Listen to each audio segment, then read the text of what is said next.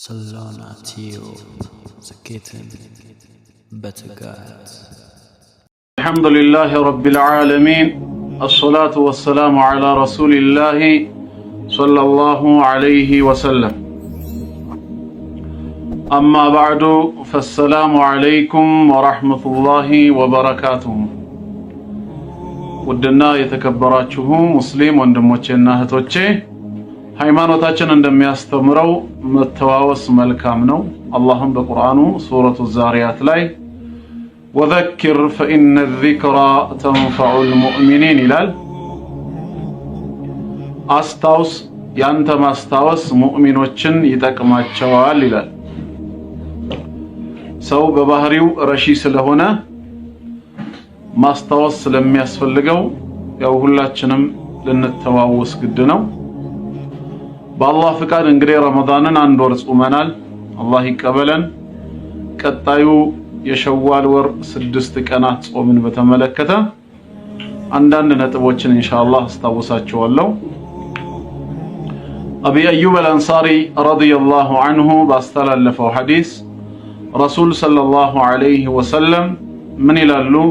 መን ሷመ ረመዳን የረመዳንን ወር ጾሞ ثم أتبعه 6 من شوال كزام كشوال ور 6 ቀናትን ያስከተለ ሰው كان كصيام الدهر አመቱን ሙሉ እንደ ጾመ ይቆጠራል።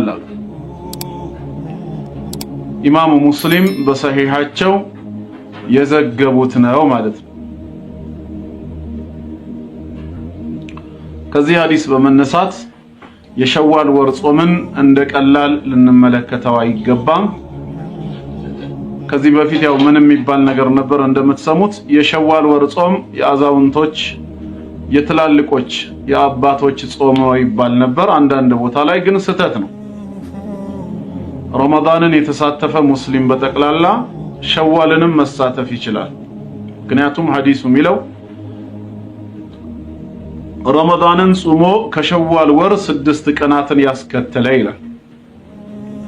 ስለዚህ ረመዳንን የጾመ ሁሉ የሸዋልንም ወር 6 ቀናት መጾም ይችላል ማለት ነው። እና አንዳንድ ነጥቦችን ወደ 5-6 ነጥቦችን አነሳላችሁና እነዛን 6 ነጥቦች አስታውሳችኋለሁ በሸዋል ዙሪያ። እንደሚታወቀው ሸዋል ማለት ከረመዳን ቀጥሎ የሚመጣ 10ኛ ወር ነው።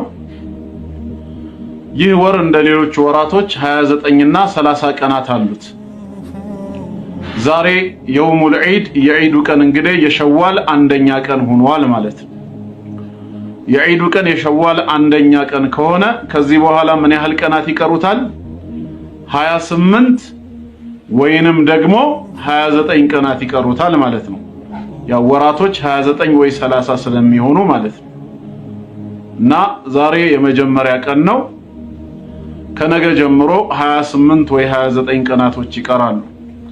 በእነዚህ 28 ወይም 29 ቀናት ውስጥ 6ቱን የሸዋል ቀናት መጾም አንደኛ ሙስተሐብ የተወደደ ሱና መሆኑን ልናውቅ ይገባል። ወለይሰ ቢዋጅቢን ከረመዳን ልክ እንደ ረመዳን ወር ጾም ሃይማኖታዊ ግዳጅ አይደለም፣ ሁክሙ ሱና ነው። ይሄ የመጀመሪያው ነጥብ። የፈለገ ሰው አጅሩን መሸመት ከፈለገ መጾም ይችላል። አልጾምም ያለ ሰው ወንጀል የለበትም፣ ግን አጅር ያመልጠዋል። አንደኛ ሁክሙ ሱና መሆኑን እንድንረዳ ያስፈልጋል ማለት ነው። ግዳጅ አይደለም፣ በምርጫ ላይ የተገነባ ተወዳጅ የሆነ ሱና ተግባር ነው። የሸዋል ወር 6 ቀናት ጾም የተደነገገበትን ሚስጥር ሲገልጹ ምንድነው የሚሉት? ኢብኑ ረጀብ አልሐንበሊ ረሂመሁላህ ምን ይላሉ? ለጣኢፉል መዓሪፍ በሚለው ኪታባቸው ላይ ወፊ ሙዓወደቲ ሲያሚ ባዕደ ረመዳን ፈዋኢዱን ዐዲዳ ይላሉ። ከረመዳን በኋላ ሌሎች ጾሞችንም ደጋግሞ መጾም፣ እነዚህን ጾሞች መለማመድ ብዙ ጥቅሞች አሉት ይላሉ። አንደኛ أن صيام 6 أيام من شوال بعد رمضان يستكمل بها أجر صيام الدهر كله كرمضان بهالا 6 የሸዋል ቀናትን ከሸዋል ወር ውስጥ 6 ቀናትን መጾም የአንድ ዓመት ሙሉ አጅር ለማግኘት የተሟላ ይሆናል አሉ ሐዲሱ ላይ እንደተነገረው። ስለዚህ መጾሙ በራሱ ብዙ ጥቅም አለው ማለት ነው። ሁለተኛ ይላሉ ሐሳባችሁ ከኔ ጋር ከሆነ ወሚንሃ አሁንም ሲናገሩ አነ ሲያመ ሸዋል ወሸዕባን ከሶላት ሱነን ረዋቲቢ ቀብለ ሶላት ልመፍሩደት ወባዕደሃ ከረመዳን ወር በፊት የነበረውን የሸዕባንን ወር መጾም እንዲሁም ከረመዳን በኋላ የሚመጣውን በሸዋል ወር ውስጥ ጾምን ማብዛት ልክ ከፈርድ ሰላት በፊትና በኋላ እንደሚሰገዱ የሱና ሰላት ይቆጠራል። ያ የሱና ሰላት በፈርድ ሰላት ውስጥ የነበረውን ክፍተት ነው አይደል የሚሞላልን። እንደዚሁም ከረመዳን በፊትና ከረመዳን በኋላ ያሉ ጾሞችን መጾማችን በረመዳን ጾማችን ውስጥ ያለውን ክፍተት ይጠግንልናል። ሁላችንም እንደምናውቀው ነገ የውሙል ቂያማ በጌታ አላህ ዘንድ ለፍርድ ሚዛን ስንቀርብ ከስራችን መጀመሪያ የሚመዘነው ፈርዱ ነው፣ ግዳጁ ነው። ሶላት ሚዛን ላይ ይቀመጣል። ሶላቱ በታዘዝነው መልኩ ማለት ነው የተሟላ ካልሆነ ምን ይሆናል? ጎዶሎ ሲሆን አላህ በራህመቱ የሰገድነው ሱና ሰላት ካለ ያን የሱና ሰላት በፈርዱ ላይ ምን አለ ማለት ነው ያሟላዋል። ስለዚህ ሱናውን መጾሙ የረመዳንን ጾም ክፍተት ሙሉ ያደርገዋል ማለት ነው። ብዙ ክፍተቶች ስለሚኖሩብን ይሄ በራሱ ምንድነው ሌላው ጥቅሙ ነው። ሶስተኛ ወሚንሃ አነ ሙዓወደተ ሲያም ጾምን በዚህ መልኩ መቀጠል ጾምን ማስለመድ بعد صيام رمضان ከረመዳን ወር በኋላ ማለት ነው ዓላመቱን على قبول صوم رمضان የረመዳን ወር ጾማችን አላህ ዘንድ ተቀባይነት እንዳገኘ ምልክት ነው ይላል። ምን ማለት ነው? አላህ አንድን ባሪያውን የሰራውን መልካም ስራ ከተቀበለው ይላሉ ዑለማዎቹ ለሌላ መልካም ስራ ይወፍቀዋል። ቀጣዩን መልካም ስራ መስራቱ የመጀመሪያው መልካም ስራ አላህ ዘንድ ተቀባይነት እንዳለው ያሳያል ይላሉ። የረመዳን ወር ጾማችን አላህ ዘንድ ተቀባይነት እንዳለው ከሚያመላክቱት ውስጥ አንዱ ከረመዳንን በኋላ አላህ እኛን ለጾም መወፈቁ ነው። ለሌላ ኸይር ስራ ለሌላ ጾም አላህ ከወፈቀን ምን ሆነ ማለት ነው? ረመዳናችንን አላህ እንደተቀበለን ምልክት ነው በማለት ይገልጻሉ ማለት ነው። ከዚህ በመነሳት የሸዋል ወር 6 ቀናት ጾም ብዙ ጥቅሞች እንዳሉት መረዳት ይቻላል ማለት ነው። ሌላው የምናነሳው ደግሞ እንደዚሁ ሁለተኛ ነጥብ ምንድነው? የሸዋልን ወር በምንጾምበት ጊዜ 6 ቀናትን ስንነይት ሐሳባችሁ ከኔ ጋር ይሁን። ያው እዛው ሎቢው ላይ እየተጠያየቃችሁ ምላሽም እየተሰጣጣችሁ ነው። መልካም ነው እንደዛ ማድረጋችሁ፣ ግን ሐሳቡ እንዳይበታተንባችሁ ቀጣይ ነጥቦችን 6 ነጥብ አነሳለሁ እንዳልኳችሁ እስቲ አዳምጡኝ። ሌላው ሁለተኛው ማነሳው ነጥብ እዚህ ላይ የሸዋል ወርን 6 ቀናት በምንጾምበት ጊዜ ሁለት ምርጫ ነው የተሰጠ። አንድ አከታትለን መጾም እንችላለን 6ቱንም ቀናት፣ ወይንም ደግሞ አፈራርቀን በታትነን ወሩ ከመውጣቱ በፊት 6ቱን ቀናት መጾም እንችላለን ማለት ነው። በተለይ ከነገ ብንጀምር መልካም ነው፣ በላጭ ነው። በመልካም ነገር ላይ ተሽቀዳደሙ ነው ሁሌም የሚባለው። አይታወቅም ስንት ዓመት እንደምንቆይ ዱንያ ላይ።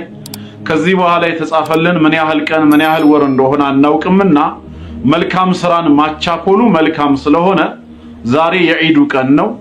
ሰውየው ከፈለገ ነገም ከነጎዳም መብላት መጠጣት ይችላል። ነገር ግን ነገ ጾም እጀምራለሁ ቢል መልካም ነው። ከነገ ጀምሮ 6 ተከታታይ ቀናትን ልጾም ካለ ይችላል ማለት ነው። አይ አከታትዬ መጾም አልፈልግም ወይም አልችልም ቀስ እያልኩኝ እያፈራረኩኝ እጾማለሁ ካለም ይችላል። ዋናው ነገር በሸዋል ወር ውስጥ ወሩ ከመጠናቀቁ በፊት 6 ቀናትን በሸዋል ሱና ጾም ንያ መሰረት መጾሙና ማሳለፉ ነው የሚፈልገው። ማከታተሉም ሆነ ማፈራረቁ ለሰውየው የተሰጠ መብትና ምርጫ ነው። ይሄ ሁለተኛ ነጥብ ነው። እንግዲህ ካንተ ጋር ነን ብላችኋል። ጀዛኩሙላሁ ኸይራ። ላስተላልፍ የምፈልገው ሁለተኛው ነጥብ ይሄ ነው። ሶስተኛው ደግሞ እዚህ ላይ የሚነሳው ጥያቄ ምንድነው? የንያ ጉዳይ። የሸዋልን 6 ቀናት በምንጾምበት ሰዓት ንያው በየትኛው ሰዓት ነው ከተባለ እንደ ሌሎች የሱና ሰላቶች እንደ ሌሎች የሱና ጾሞች የሸዋል ወርም ጾም ንያውን ጠዋት ላይ ማድረግ አይቻልም ነው የሚሉት ዑለማዎች። የሸዋል ወር 6 ቀናት ጾም ከረመዳን ጋር የሚያያዝ ስለሆነ ንያው ልክ እንደ ረመዳን በሌሊቱ ክፍል ነው።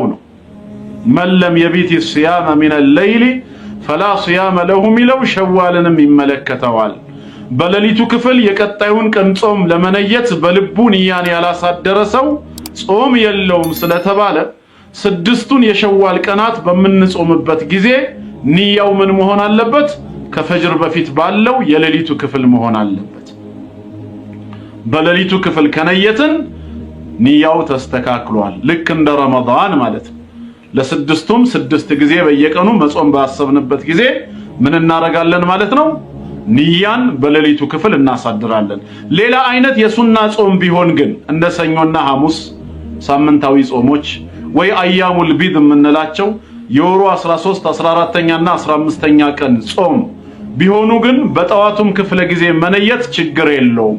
ዋናው መስፈርቱ ከፈጅር በኋላ በጠዋቱ ክፍለ ጊዜ ሰውየው እስከነየተበት ወቅት ድረስ በመሐከላቸው ጾምን ሊያበላሽ የሚችል ነገር አለመፈጸሙ ነው። ያልበላ ያልጠጣ ከባለቤቱ ጋር ግብረ ስጋ ግንኙነት ያልፈጸመ ከሆነ ጠዋት 2 ሰዓት 3 ሰዓት ላይም በቃ ዛሬ ይሄን የሱና ቀን ጾም ለመጾም ነይቻለሁ ካለ ይችላል። የሸዋል 6 ቀናት ግን ከረመዳን ጋር ስለሚገናኙ ንያው መሆን ያለበት በሌሊቱ ክፍል ነው ይላል። ደርሷችኋል መሰለኝ። ይሄ 3ኛው ነጥብ። 4ኛ ሌላ እዚህ ላይ ደግሞ የሚነሳው ምንድነው?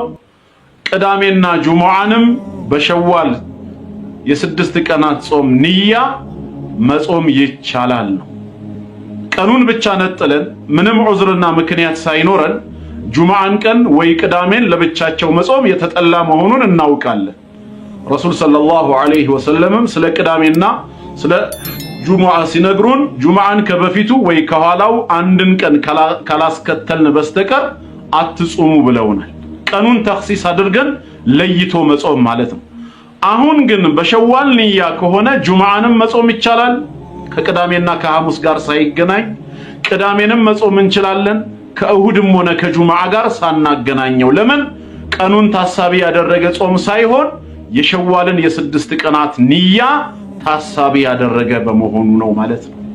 ስለዚህ አንቺ ጁሙዓ ቀን መጾም ብትፈልጊ የሸዋልን 6 ቀናት በጁሙዓ ቀን ነው መጾመው ካልሽ መጾም ትችያለሽ ጁሙዓን። ምክንያቱም ጁሙዓን ቀን ለብቻው እንዳትጾም የተባልሽው ቀኑን ተኽሲስ አድርገሽ ነጥለሽ እምትጾሚው ሲሆን ነው። አሁን ከምን ዑዝር ጋር ተገናኘ? ከሸዋል 6 ቀናት ጋር ተገናኘ። ስለዚህ ይቻላል የሚለውን እንይዛለን ማለት ነው። 4ኛ 5ኛ ጥያቄ ላይ ደግሞ የምንሄደው ምንድነው? አሁን ብዙዎቻችሁ ሎቢው ላይ የጻፋችሁ ያላችሁት ነው። ቀዳ እያለብን የሸዋልን 6 ቀናት አስቀድሞ ከቀዳው በፊት መጾምና ቀዳውን ቀስ ብሎ መክፈል። ይሄ ጥያቄ ብዙ ጊዜ ይነሳል፣ ብዙ ጊዜ መልስ ተሰጥቶበታል። 2 ነገርን ግን ላስታውሳችሁ ፈልጋለሁ። የመጀመሪያው ነጥብ ይበቃል ወይስ አይበቃም የሚለው ይሄ ምንም ክርክር የሌለው ጉዳይ ነው። ይበቃል። አንድ ሙስሊም የሆነ ሰው የረመዳንን ሙሉ ወር ባያጠናቅቅ ዑዝር ቢኖርበትና የተወሰነ የረመዳን ቀን ቀዳ ቢኖርበት በሸዋል ወር ላይ ያንን ቀዳውን ሳይከፍል የሸዋልን 6 ቀናት ሱና ጾም ይጾምና ቀዳውን ደግሞ ከዛ አስከትሎ እዛው ሸዋል ወር ላይ ካልሆነም ከሸዋል በኋላ ዚልቂዕዳ፣ ዚልሒጃ፣ ሙሐረም፣ ረጀብ ብሎ በሌላ ወር ልጾመው ቢልስ? አዎ ይችላል ነው። ለምን? አላህ ያለው ምንድነው? ፈመን ካነ ሚንኩም መሪደን አው ዐላ ሰፈሪን፣ ከናንተ ውስጥ በሽተኛ ኑሮ ወይ በጉዞ ላይ ያለ ሰው ረመዳንን ለመጾም ባይችልና ቢበላ ይብላ፣ ግን ፈዒደቱን ሚን አያሚን ኡኸር፣ የበላባቸውን ቀናት ቆጥሮ በሌላ ጊዜ ቀዳውን ይከፍላል ያለው። ያ ቀዳውን የሚከፍልበት ወር ሸዋል ወር ላይ ብቻ ይሁን አልተባለም። ስለዚህ የሸዋልን 6 ቀናት ጾም ይጾምና ቀዳውን ከኋላ ላይ መጾም ይችላል፣ የሚከለክለው የለም። አሁን የተነሳው ክርክር ወይም ኺላፍ ያስነሳው የቱ ነው ከተባለ እማነሳላችሁ ሁለተኛው ነጥብ ነው። ምንድነው እሱ? የመጀመሪያው ነጥብ ላይ የሸዋልን 6 ቀናት አስቀድሞ ከቀዳው በፊት መጾሙ እንደሚቻል ግልጽ ነው። ጥያቄው ግን አመቱን ሙሉ እንደጾመ ሰው አጅሩን ያገኛል ወይስ አያገኝም ነው። እዚህ ላይ ነው ክርክር የተነሳው።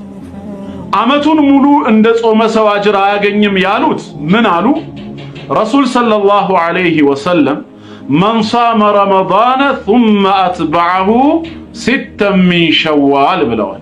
የረመዳንን ወር ጾሞ ከሸዋል ወር ውስጥ 6 ቀናትን ያስከተለ ካነ ከሲያም الدهر አመቱን ሙሉ እንደጾመ ይቆጠራል አሉ። እዚህ ጋር አመቱን ሙሉ እንደጾመ እንዲቆጠርለት የፈለገ ሰው ከሸዋል በፊት ምን ያደረገ መሆን አለበት? በሐዲሱ መሰረት ረመዳንን የጾመ መሆን አለበት ይላል ሐዲሱ። ረመዳንን የጾመ ሰው ደግሞ የሚባለው ሙሉን የጾመ ማለት እንጂ ከፊሉን የጾመ 5 ቀን ወይ 6 ቀን ባይጾም ቀዳ ቢኖርበት ረመዳንን ሙሉ ጾመ ስለማይባል ግዴታ አጅሩን ለማግኘት ይሄ ሰው የሸዋልን 6 ቀናት ከመጾሙ በፊት ረመዳን ላይ የቀረውን ቀዳ ምን ያደርጋል? በሸዋል ወር ላይ ቀድሞ ይጾማል። ከዛስ ይሄው ሸዋል ወር ከመጠናቀቁ በፊት የሸዋልን 6 ቀናት ጾም ያስከትልና ከዛ አንድ ላይ ምን ይሆናል? አመቱን ሙሉ እንደ ጾመ ሰው አጅርን ያገኛል። ከዚህ በመነሳት ይላሉ የረመዳን ቀዳ ያለበት የሸዋልን 6 ቀናት ጾም ልጾም ቢል መጾሙን ቢችልም የተባለውን አጅር ስለማያገኝ ቀዳን ማስቀደሙ ግዳጅ ነው የሚሉት። ሌሎች ዑለማዎች ደግሞ እንደዛ ማለት አይደለም። አሁን ሰውየው አስቀድሞ የሸዋልን 6 ቀናት ቢጾምና ቀስ ብሎ ቀዳውንም ቢከፍለው ያው ረመዳንን ጾመ ነው የሚባለው።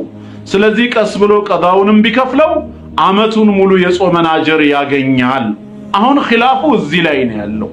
ሸዋልን ከቀዳ በፊት ማስቀደም ይቻላል ወይስ አይቻልም የሚለው ሳይሆን የኺላፉ ወይም የልዩነት አጀንዳ የሆነው ቃል የተገባለትን አጅር ያገኛል ወይስ አያገኝም የሚለው።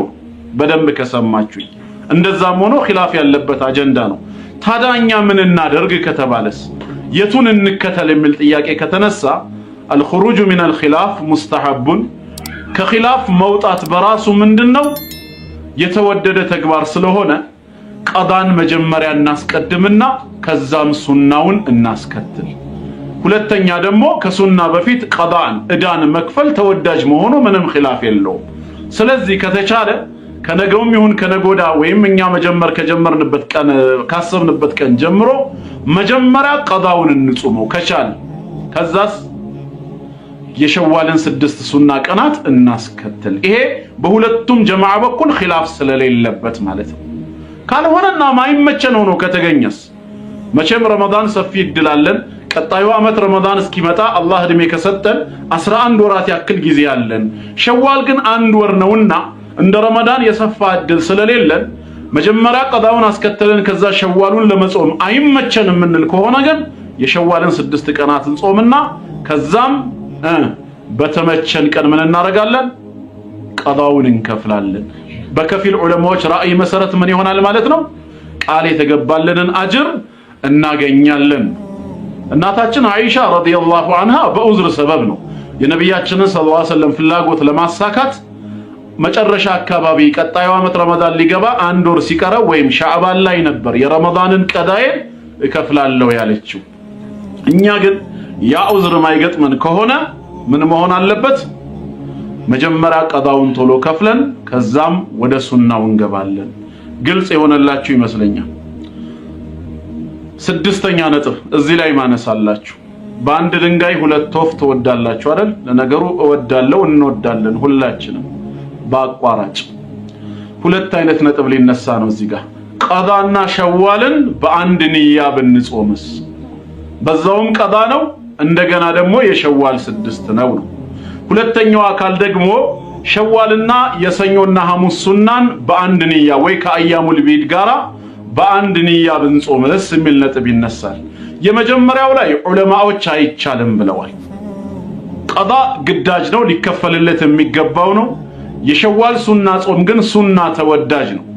ሁክማቸው የተለያዩ ሁለት ነገሮችን በአንድ ንያ ማጠቃለል ስለማይቻል ነገ ስጾም የረመዳንም ቀዳዬ እንዲሁም የሸዋል ሱና ጾም ይሁንልኝ ብሎ በአንድ ንያ መሰብሰቡ አይበቃም ብለዋል።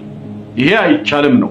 ነገር ግን ከሱና ከሌላ ሱና ጾም ጋራ ግን ከሆነ በአንድ ንያ ማድረግ ይቻላል። ለምሳሌ ሰኞና ሐሙስ ነው የምትጾሙት። ስለዚህ ስትጾሙ አንድ የሸዋልም ስድስቱ ሱና ጾም ውስጥ እንዲካተት፣ ሁለት የሰኞና የሐሙስም የሱና ጾም ንያ እንዲሆን ብለን በአንድ ንያ ብንጾመው በአላህ ፍቃድ ሁለቱም አጅር ይገኛል። ሁለቱም አጅር ይገኛል ብለዋል ዑለማዎች። ይሄንንም ላስታውሳችሁ ስለፈለኩኝ።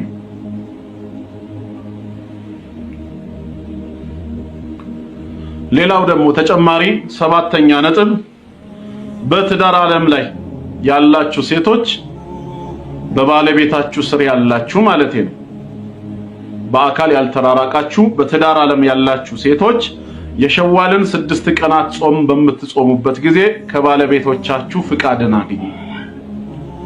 ምን ማለት ነው ፍቃድን አግኙ ማለት? እሱ በዛ ቀን እናንተን ይፈልጋችሁ ይሆናል። ከእናንተ ጋር የፍቅር ጊዜ ማሳለፍ ይፈልጋል። እናንተ ደግሞ የሸዋልን የሱና ጾም መጾም ትፈልጋላችሁ። ሁክሙ ወይም ሃይማኖታዊ ብይኑ ሲታይ የሸዋልን ቀን መጾም ሱና ነው። አቅማችን እስከቻለና እስካልተጎዳን ድረስ ደግሞ ባለቤታችንን በፈለገን ፍቅር ቋንቋ ማስተናገድ ሐቁን መጠበቅ ወይም ዋጅብ ነው። ስለዚህ ማን ይቀድማል ከሱና? ዋጅብ ስለሚቀድም እሱ ከወደደና ከተስማማ መጾም ይቻላል። አይ ነገ እንድትጾሚ አልፈልግም እኔ አንቺን ፈልግሻለሁ ካለ ግን ትእዛዙን ማክበር አለብን። ለምን? የሱን ትእዛዝ በማክበራችን ከምንጾመው ጾም በላይ አላህ ዘንድ ምን እናገኛለን?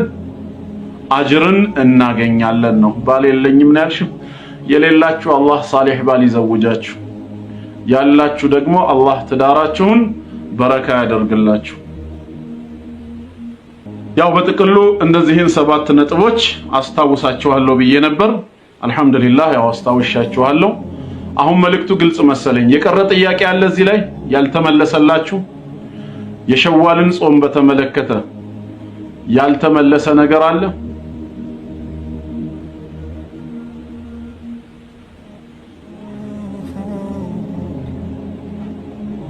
ሁሉም ግልጽ ነው?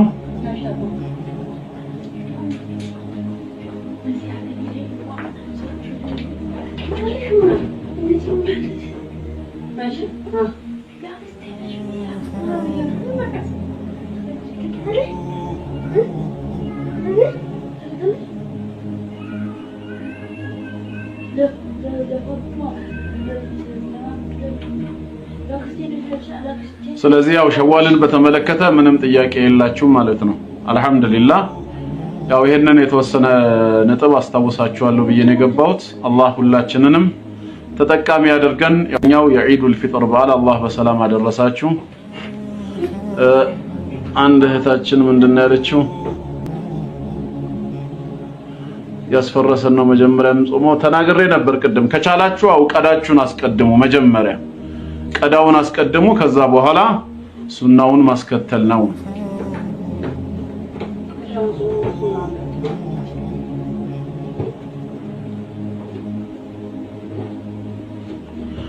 ሸዋልን በተላጣጣቂ መጾም እንችላለን ወይ? ምን ማለት ነው? ለያይተን ለማለት ነው? አዎ ለያይታችሁ መጾም ትችላላችሁ። ማከታተሉም በላጭ ነው። መርሐባ ጀዛኩሙላሁ ኸይራ። በቃ ያው ልሰናበታችሁ። ኢንሻአላህ እንገናኛለን ሰሞኑን በሌላ ትምህርት በሌላ ርዕስ። ወሰላሙ ዐለይኩም ወራህመቱላሂ ወበረካቱሁ።